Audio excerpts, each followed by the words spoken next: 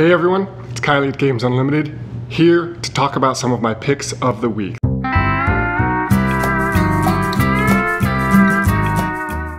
We're going to start off with the Lost Cities Roll and Write.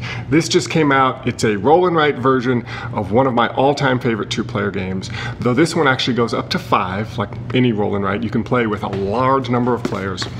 This takes the basic principle of Lost Cities, which is having to decide to play cards of different colors, and they're going to ascend in number. So if you play a red 4, the next red you play has to be higher than, or in this case, equal to or higher than. So once you've gone up, you can't come back down. And you're trying to move up as far as you can on the different tracks here.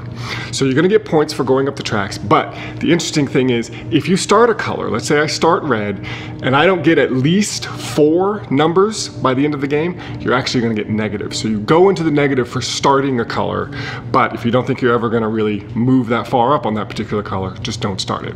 Now this is a roll and write version, so what's gonna happen is 2 dice are rolled. One of them has the 6 different colors, and they have shapes on them, so that's colorblind friendly. And the other die is a 10-sided die, goes numbers from 1 to 10. The player who rolled the dice gets to choose 2 of those, 1 color, 1 number, and they're gonna mark that on their sheet somewhere. The other players get to make their own combination from the 4 that are left. So everybody gets to use those 4.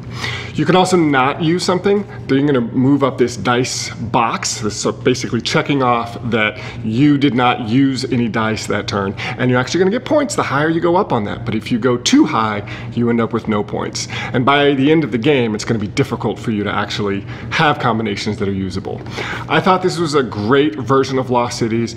Now, unlike the original 2-player card game, I don't actually think this plays best at 2. I think it's best with, 3, 4, 5 players, but definitely worth checking out if you're a fan of Reiner Knizia's games. He's done a great, quick dice game here. Next one I got to try is Sagani. This is from Uwe Rosenberg, and this is a iteration on an idea that he took from a previous designer and did in Nova Luna. He's taking that idea to a whole new game. Beautiful artwork on this one, very family-friendly game. What you're gonna be doing is drafting tiles. Basically, when it's your turn, you're gonna take a tile from the center. There's gonna be 5 or less on offer. And you're gonna place it to your own tableau. But the tiles, they're gonna be a certain color, and they're gonna have arrows pointing, sometimes in the orthogonal directions, sometimes in the diagonal directions, and they're gonna ask for a certain other color. So this tile might say, I want a red tile to the north of me, and a green tile to the east of me. So you're gonna take a couple of tokens, put them on the middle of the tile, a number of tokens equal to how many arrows are on that tile. And every time you place, or maybe you've already placed, a tile of the appropriate color that it's pointing at, you get to take that token and cover up that arrow. And it doesn't have to be directly next to it. It can be down the line, etc. So once you've completed all of the tasks on that tile, covered over the arrows, you're gonna take your little tokens off, flip it over, score points for it. The more arrows, the more points it's gonna score. But the tricky thing about the game is you're limited in the number of those tokens you have, because placing new tiles, yes, will help you complete other tiles you've placed, but are also gonna put other demands on you, more things that you need to do in order to complete that tile.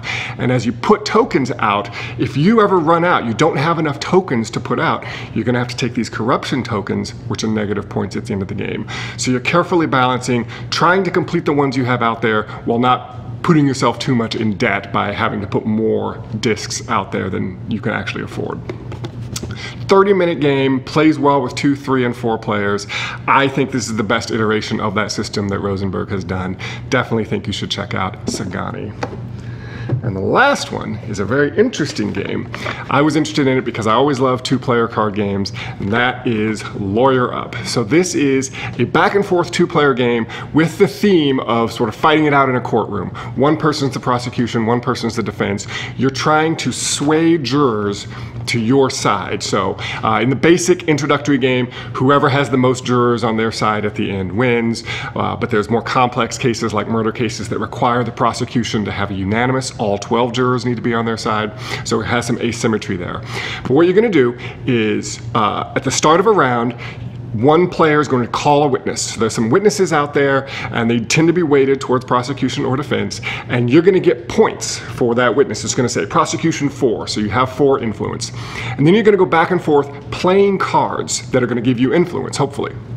but you have to play a card that has a symbol matching a previous card that was played. So there's 5 different things like, you know, factual evidence, logic, corruption, things like that. So each card's going to have several of these symbols, but you need to make a row, like each card has to match one of the symbols on the previous card played.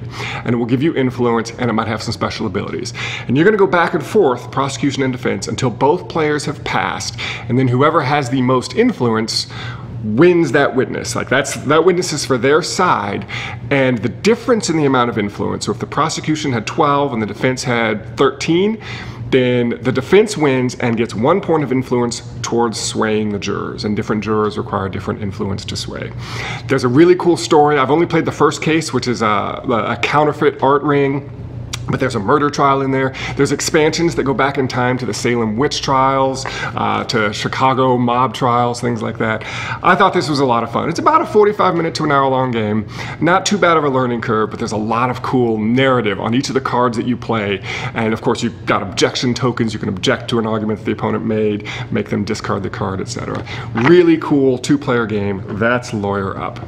All right, those are my picks for this week. Come on down, check these out. We've got plenty in stock. We'd love to answer questions about them. And as always, I hope you go home with something and unbox some fun.